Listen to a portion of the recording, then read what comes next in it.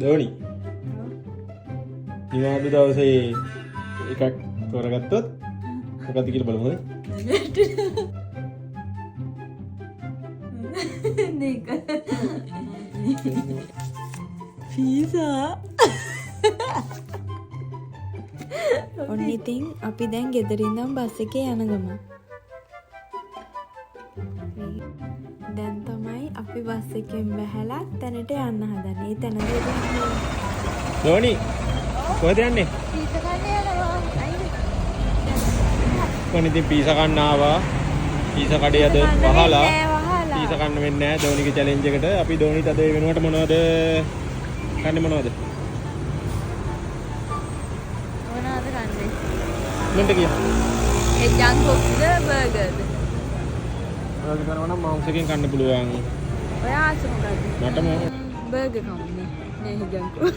කීයා ඉක්මනට. බර්ගර් කම් බර්ගර්.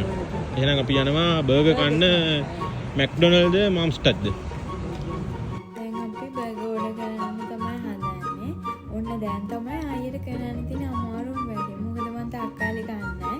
ඉතින් තක්කාලි නැති එක තමයි අපි සිලෙක්ට් කරගන්න. ඔන්න දැන් යන්දන් තක්කාලි නැති එකක් අපි ඉක්මනට හොයාගත්තා. ඒක ඇඩ් කරගත්තා. දැන් තියෙන්නේ ආයෙත් ඕන එකක් සිලෙක්ට් කරගන්න. යාට ඕන එකක් සිලෙක්ට් කරගත්තට පස්සේ අපිට තියෙන්නේ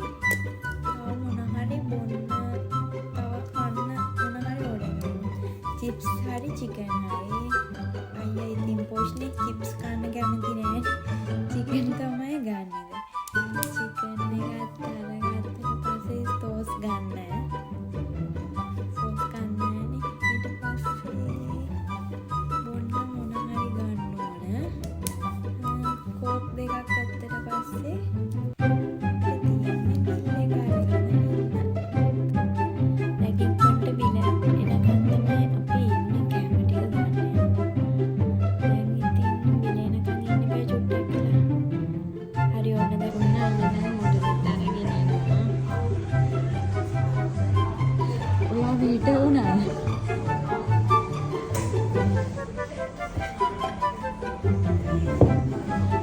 ඔයාට මොකද හිතෙන්නේද?